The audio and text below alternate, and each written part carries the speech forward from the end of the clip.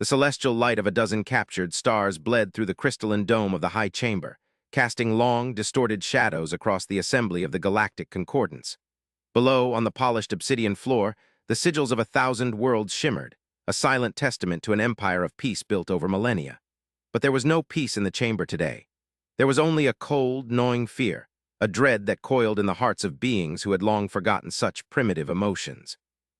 At the center of this fear was a small, unassuming world of blue and white, a planet designated Sol 3, known by its inhabitants as Earth. For generations, the Concordants had watched it, a silent, unobtrusive observation of a nascent intelligence. They had seen its crude civilizations rise and fall, its broadcast signals evolve from simple pulses to complex waves of art and conflict. They had deemed it harmless, a world not forged in the brutal crucible of cosmic radiation, lethal gravity, and predatory megafauna that defined a deathworld, the kind of planet that bred truly formidable species. And yet, for the past several cycles, the space around this tranquil world had become a graveyard of gods. Venerable Cathar, speaker for the Cygnian Ascendancy, a being whose form was a shimmering cascade of sentient light, pulsed with agitation. His voice, a series of melodic chimes, resonated through the chamber, each note laced with a gravitas that bent the very air. We have witnessed fleets that could shatter moons engage in orbital combat above this world. Vessels whose energy signatures eclipse those of newborn stars have torn each other asunder in its high atmosphere. We have seen technologies that defy our most advanced theoretical models deployed with reckless abandon, unleashing forces that should have rendered the planet a sterilized cinder. Yet, it remains. The dominant species, these humans, continue their existence, seemingly oblivious to the cosmic war raging in their skies, a war fought with a ferocity we have not seen since the Great Schism. A deep, guttural rumble answered him. It was High Lord Vorlag of the Taurian hegemony, a colossal being of rock and flesh, his craggy face a mask of stoic concern. His people were warriors born on a world where the very ground was a tectonic predator. They understood conflict, but this was different. "They are not oblivious, Speaker Cathar," Vorlag corrected, his voice like the grinding of tectonic plates. "Our deep-range sensors, those few that can pierce the storm of exotic energies, show their primitive detection systems tracking the engagements. They watch, they record, they do not react. This is what I find most unsettling.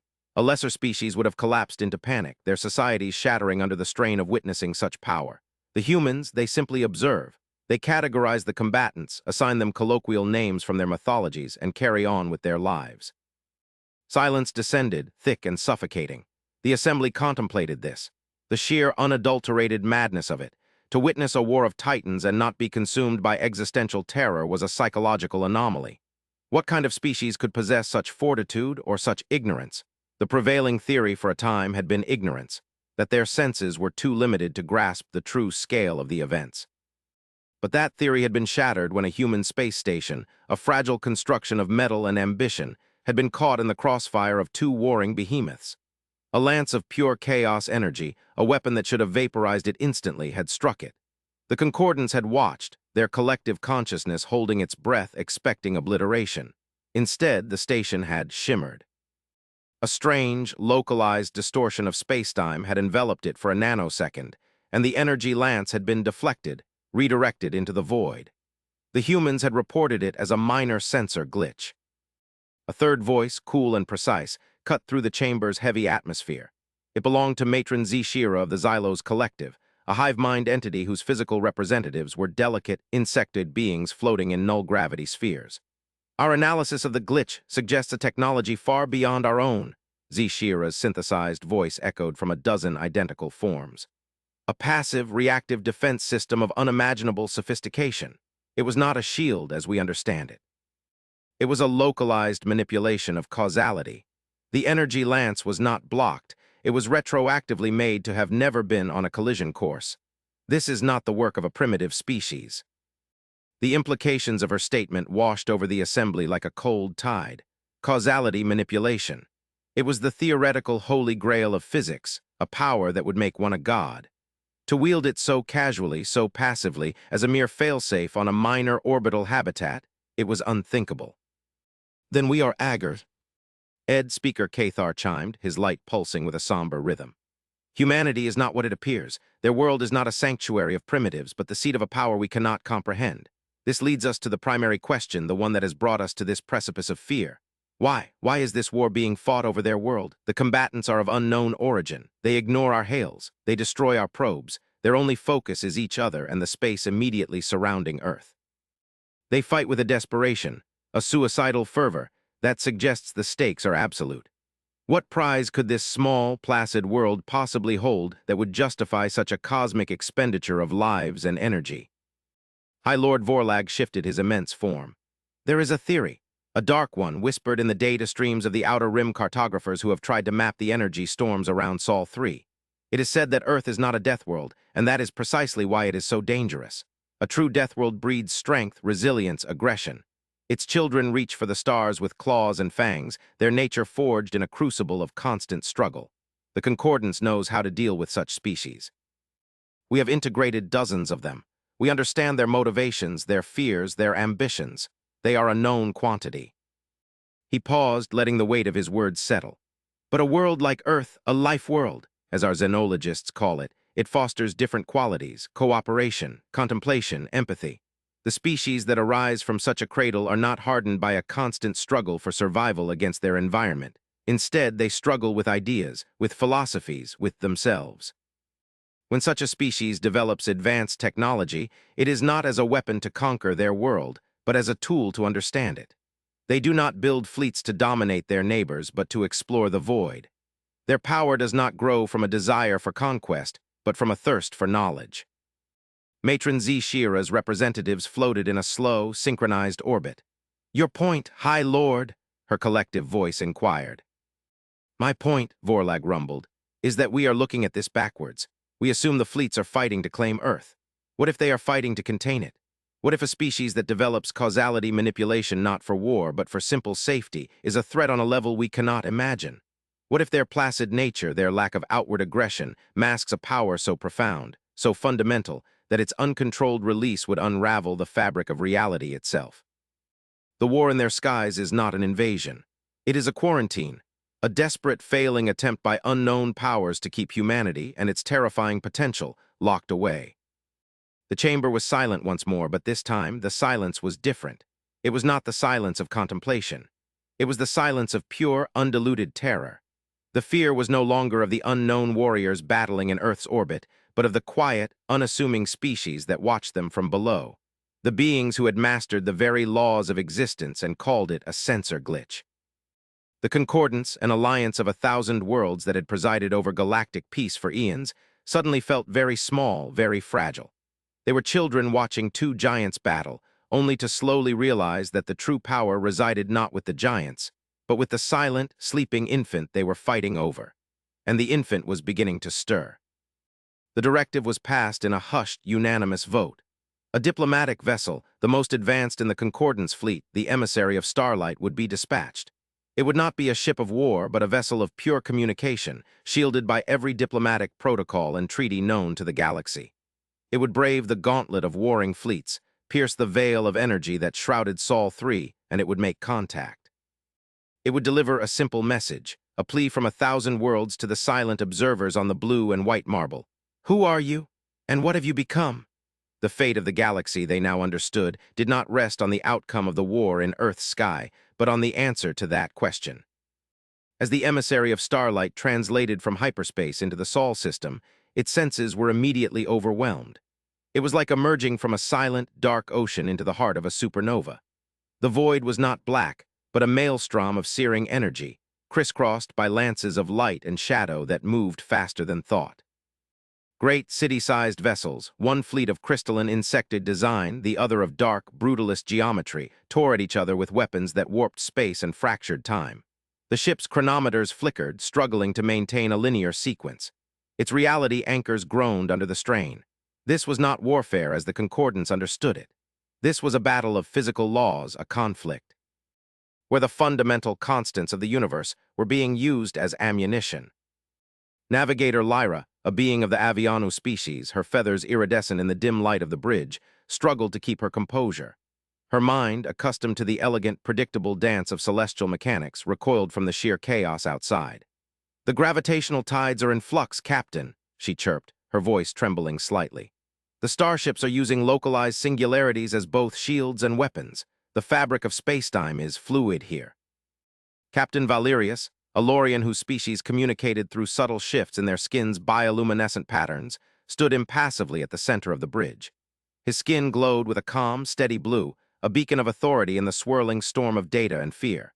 He had been chosen for this mission for his legendary composure, a trait his people had cultivated over centuries of living on a world with a chaotically eccentric orbit. Maintain course, navigator. Our shields are holding. The diplomatic broadcast is our primary defense. Any species advanced enough to wage such a war will recognize the Concordance neutrality codes. They are not responding, Captain, Communications Officer T-Vel reported, his gelatinous form quivering. They do not even seem to notice us. It is as if we are a mote of dust in a hurricane. Valerius's light did not waver.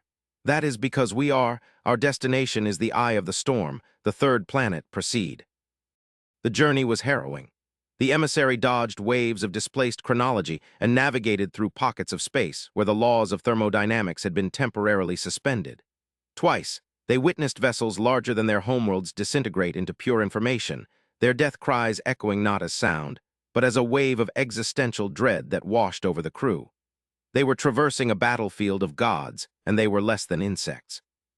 Then, as they passed the orbit of the fourth planet, the red one, something changed. The chaos lessened. The warring fleets seemed to part, creating a narrow, stable corridor leading directly to Earth. It was not a deliberate act of deference. The alien ships continued their savage battle.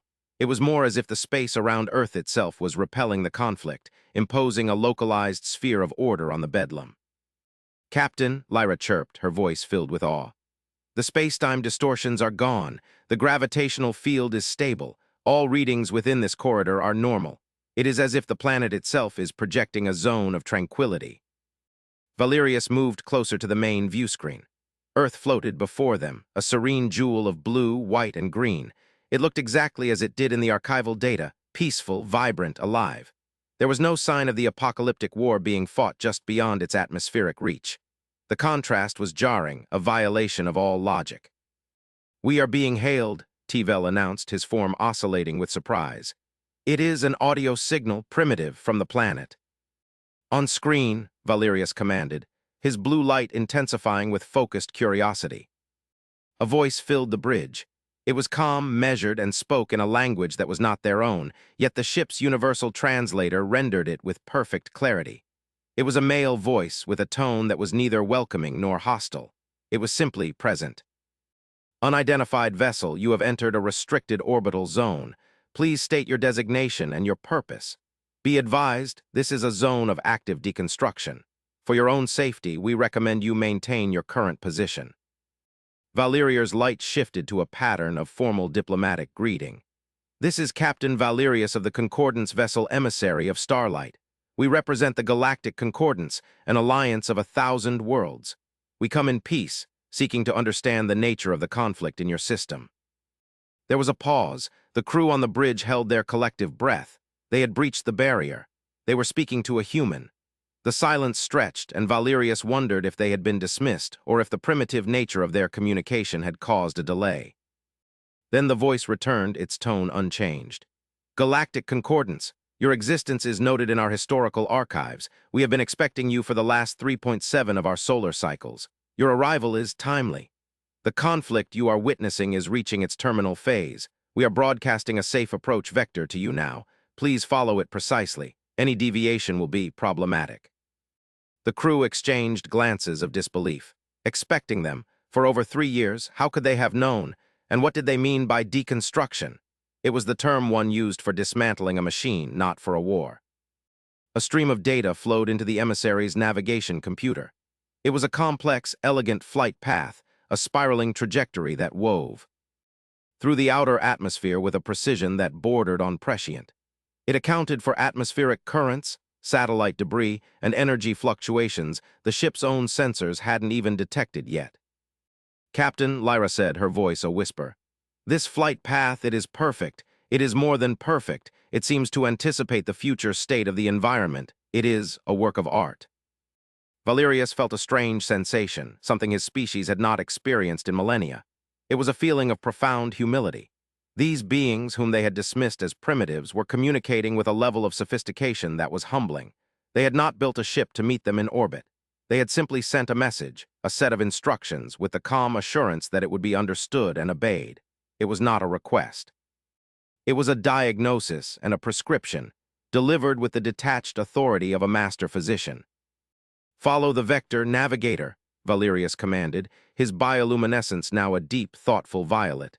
"Let us see what these humans have to show us." The emissary of starlight descended. It passed through clouds of white water vapor and into a sky of brilliant blue. Below, a vast, dark ocean stretched to the horizon, dotted with landmasses of green and brown. Cities, intricate networks of light and structure, glittered on the surface. But the crew's attention was not on the planet's geography. It was on the spectacle in the sky above them.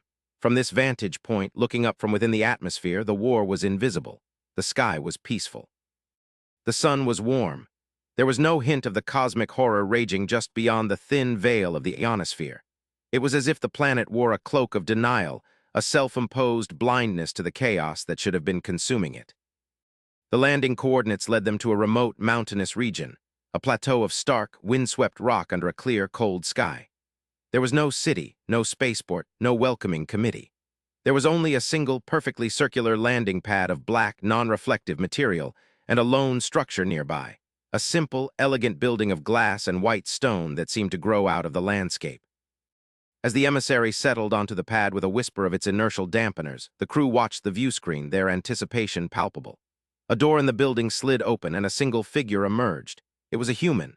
Bipedal, slender, encased in a simple, form-fitting suit of dark gray. It wore no helmet, no breathing apparatus. It walked with a slow, deliberate gait across the pad, stopping a respectful distance from the ship's primary airlock. It stood there, waiting, patiently. Captain Valerius made a decision.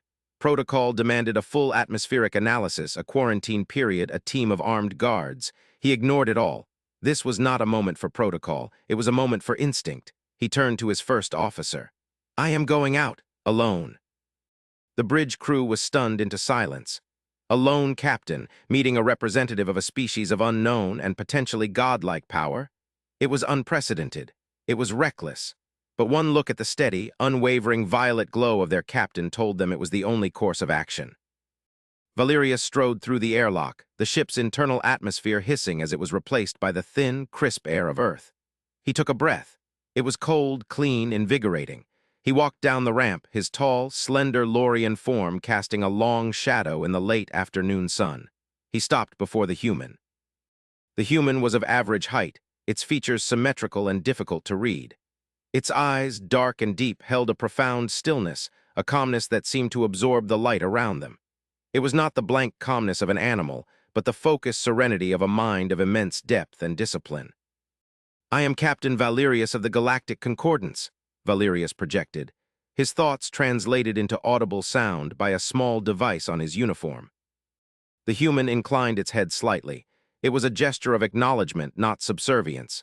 "I am the caretaker," the human said, its voice the same one from the transmission. "Welcome to Earth, Captain, or more accurately, welcome to the exclusion zone." "Caretaker," Valerius inquired, "that is your designation." "It is my function," the human replied simply. "I am responsible for the maintenance and observation of the situation in your skies." "The war," Valerius stated. A faint, almost imperceptible expression crossed the caretaker's face. It might have been amusement or perhaps pity. "We do not call it a war," he said, his voice soft.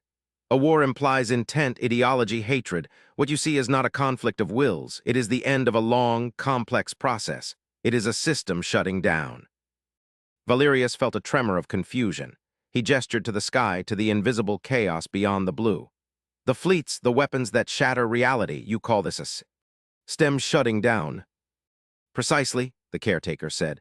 "They are not living beings, Captain, not anymore. They are echoes, automated servitors of two long-dead empires locked in a recursive loop of their final command. They fought a war that ended hundreds of thousands of years ago. Their masters annihilated each other, but their automated fleets, their final, desperate gambits, continued to execute their last orders, to seek out and destroy the other's ultimate sanctuary." The revelation struck Valerius with the force of a physical blow. The gods fighting in the heavens were ghosts, machines, mindless puppets dancing on the strings of their dead masters. But why here? Why Earth? The caretaker turned and gestured toward the simple building. Perhaps it is better if I show you. Valerius followed the human into the structure. The interior was a single, vast, circular room. The walls were not walls, but a seamless 360-degree display of impossible clarity. The moment they stepped inside, the view shifted. They were no longer on a mountain plateau. They were in the void of space, hanging directly above Earth. The planet turned slowly beneath them, a perfect, living sphere. And around it, in stark, terrifying detail, was the deconstruction. The crystalline and brutalist fleets raged against each other. Valerius could see the fractures in reality, the temporal distortions, the lances of chaos energy, all rendered with a fidelity that made the emissary's sensors seem like a child's toy. He could feel the vibrations of the battle not in his body, but in his mind, a low, thrumming hum of cosmic violence. Our ancestors found this system still active when they first reached for the stars, the caretaker explained, his voice a calm counterpoint to the apocalyptic scene. This quarantine, this automated war, it was placed here by a third party, an even older civilization that we call the architects. They witnessed the end of the two warring empires and sought to contain their final, cancerous act of mutual destruction. They created a cage. A localized pocket of spacetime where the ghost fleets could fight their endless battle without harming the rest of the galaxy.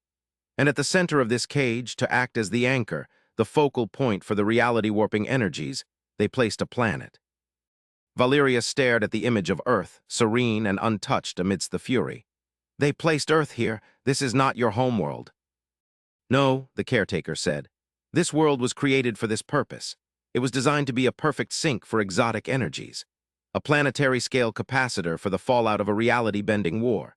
Its core, its magnetic field, its very biosphere, are all part of a hyper-advanced terraforming project designed to absorb and neutralize energies that would sterilize entire galactic arms. The full, staggering truth began to dawn on Valerius. The Concordants had not been observing a primitive species on their native world. They had been watching the descendants of a lost colony, or perhaps a people who had stumbled upon this place, living inside the most advanced and dangerous containment system ever conceived.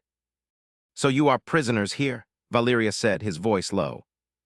We were, the caretaker corrected. For generations we lived in ignorance, shielded by the planet's automated systems. We looked to the stars and saw only serene lights, the ongoing battle perfectly hidden from our senses by the planet's atmospheric dampeners. But we are a curious species, Captain. We learned, we grew, we developed science. And eventually our science became sensitive enough to detect the anomalies, the subtle ripples in causality, the faint echoes of the war beyond our sky. We discovered the truth of our world. We were living in a cage. The caretaker gestured, and the holographic display zoomed in on one of the brutalist warships. Its dark, menacing form filled the room. Data streams, elegant and complex, flowed across its surface, a language Valerius could not read but could feel the meaning of. For the last several centuries, the caretaker continued, we have not been idle prisoners. We have been studying the cage. We have been learning from it. The technology of the two warring fleets, and more importantly, the technology of the architects who built this system, has been our primer, our university. We learned their physics, their engineering, their control of spacetime. He pointed to a small, almost invisible shimmer around the warship. That human space station that was accidentally struck, that was not an accident. It was an experiment. We were testing our ability to manipulate the local causal field. A sensor glitch was the most expedient explanation for our records. Valerius felt a cold chill run through his being, a feeling utterly alien to his species. The humans were not prisoners. They were students. They had spent centuries in the galactic equivalent of a hyper-advanced weapons research facility, patiently and quietly reverse-engineering the technology of gods. The placid nature of their world was not an accident of evolution. It was a deliberate design, an environment created to foster intellect and contemplation, the very qualities needed to understand and eventually master the forces contained within the system. Earth was not a death world. It was a school, and humanity had just graduated. The deconstruction, Valerius whispered, finally understanding. You are not just watching the system shut down, you are shutting it down. Yes, the caretaker affirmed. The fleets have been degrading for millennia. Their power cores are failing. Their logic systems are becoming corrupted. The cage itself is weakening. Left unchecked, it would eventually collapse, releasing this storm of chaos into the galaxy. We cannot allow that, so we are intervening. We are carefully, methodically disassembling the fleets. We are neutralizing their weapons, discharging their power cores, and erasing their corrupted programming from the fabric of spacetime. The battles, you see, are the final, frantic death throes of the machines as we dismantle them, piece by piece. The display shifted again, showing a human perspective. A team of humans in sleek silver suits moved through the non-space of a vessel's interior, not with weapons, but with tools that seemed to weave light and energy. They were not fighting the machine. They were healing it, calming it, guiding it toward a peaceful end. The sheer, overwhelming ethical and technological superiority of the act was breathtaking. The Concordance would have sent fleets, fought fire with fire, and likely perished. The humans were treating an apocalyptic war machine like a patient with a terminal illness, easing its passing with a compassion that was as profound as their power. "We have been expecting you, Captain," the caretaker repeated, his voice softer now. "Because the deconstruction is nearly complete, and when it is, the cage will fall. The quarantine will end. For the first time, humanity will be able to leave its cradle. We wanted our first contact with the galactic community to be one of understanding, not fear. We wanted you to see the truth before you reacted to the emergence." Valerius stood in silence, the universe reconfiguring itself in his mind. The Concordance had feared humanity's potential, their unknown power, but they had completely misjudged its nature. Human power was not the power of conquest. It was the power of understanding, of patience, of stewardship.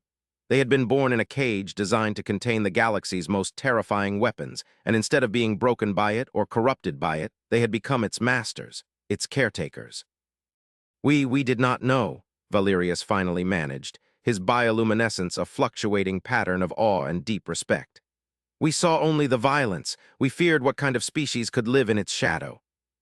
And that is why dangerous ships and starships are fighting on Earth," the caretaker said, his words echoing the confused whispers of the Concordance. "Because this world was designed to endure it, but the fighting is over. A new era is about to begin. Humanity is ready to meet the galaxy, and we hope the galaxy is ready to meet us." The understanding that bloomed on the bridge of the emissary of starlight, and subsequently in the high chamber of the Galactic Concordance, was not merely one of relief, but of profound, paradigm-shattering awe. The reports from Captain Valerius, complete with the visual data provided by the caretaker, silenced all debate. The beings they had feared as a potential plague were, in fact, the galaxy's unrecognized and unknown guardians. They had quietly and competently managed a crisis that would have shattered the Concordance, a threat the Concordance hadn't even known existed. The fear of humanity was replaced by a deep, humbling reverence. An embassy was formally established, not one of equals, but one of a student seeking a master. The Concordance, with its millennia of peaceful governance, found itself in the position of a child looking up to an adult who had seen the true darkness of the void and had tamed it not with force, but with wisdom. Humanity, for its part, was gracious. They shared their knowledge freely, not as a gift to a lesser species, but as a conversation between peers. They explained the principles of causal manipulation, not as a weapon, but as a tool for stabilization, for healing the scars in reality left by ancient conflicts. They demonstrated how to build shields that didn't just block energy, but harmonized with it, turning a hostile force into a source of power. High Lord Vorlag of the Taurian hegemony, the warrior who had first proposed the quarantine theory, met with a human diplomat. He had expected a being of immense psychic power or physical prowess. He met a historian, a small, quiet woman with kind eyes, who spoke to him not of war, but of the long, slow journey of her people from fear to understanding. She explained that humanity's greatest strength was not its technology, but its capacity for collective introspection. They had seen the ghosts of the warring empires and recognized in them the echoes of their own past, the tribalism, the blind aggression, the self-destructive pursuit of dominance. Their long isolation had been a cocoon, forcing them to confront their own nature. They had emerged not as warriors, but as philosophers, engineers, and above all, as caretakers. "You see, High Lord," she had explained, her voice gentle but firm, "our world taught us the most important lesson. A life world, as you call it, is inherently fragile. To survive, you cannot conquer it. You must learn to live in balance with it. We simply applied that lesson to the universe itself." This philosophy began to permeate Concordance thought. The aggressive species on the Council learned of a strength that did not require conquest. The ancient, contemplative species discovered a practical application for their philosophies that they had never dreamed of. Humanity acted as a catalyst, not by leading, but by sharing. They presented their knowledge as a shared inheritance, the legacy of the architects, which they believed belonged to all sentient life. The deconstruction of the ghost fleets was completed. The last of the ancient war machines was guided into a peaceful state of non-existence. For the first time in hundreds of thousands of years, the space around Earth was truly silent. The energy storms dissipated. The temporal distortions smoothed out. The Sol system became just another star system, unremarkable except for the quiet miracle that had unfolded there. Humanity began to expand, its ships moving into the galaxy not in fleets of conquest, but in waves of exploration and assistance. They helped the Concordance stabilize a star that was threatening to go nova, not by containing its fury, but by subtly adjusting the causal probabilities of its fusion reactions, coaxing it back to a gentle, stable burn. They helped a species whose homeworld was dying, not by evacuating them, but by using their understanding of deep ecology and planetary engineering to heal the world itself, restoring its biosphere in a matter of decades. Their power was immense, but it was always applied with a lightness of touch, a respect for the natural order that was both humbling and inspiring. A new age of unity and cooperation began, an era the Concordance called the Human Enlightenment. It was during a joint exploration mission, charting an unknown nebula on the galactic rim, that the final twist in the cosmic story was revealed. The mission was commanded by a joint crew, Captain Valerius, now a Concordance admiral, and the human known as the Caretaker, who had left his post on Earth to represent his people among the stars. Their ship, the Horizon, was a vessel of combined design, a fusion of Concordance elegance and human functionalism. They were investigating a strange, rhythmic energy pulse emanating from the heart of the nebula. It was not a natural phenomenon. It was structured, complex. It was a signal. As they drew closer, their long-range sensors resolved the source. It was not a planet or a ship. It was a structure of impossible scale, a vast, dark object that seemed to absorb the light of the surrounding stars. A megastructure ancient beyond comprehension, floating in the silent void. It was far larger than the ghost fleets, larger than any solar system. It was a single, monolithic artifact. By the first stars, Valerius breathed, his bioluminescence a frantic, shimmering cascade of white. What is it? The Caretaker stood beside him on the bridge, his face as calm and still as it had been on that first day on the mountain plateau. He studied the readings, his dark eyes reflecting the stream of incoming data. Its energy signature is familiar, he said, his voice a low murmur. The foundational mathematics, the principles of its reality anchoring, it is the same as the quarantine cage around Earth.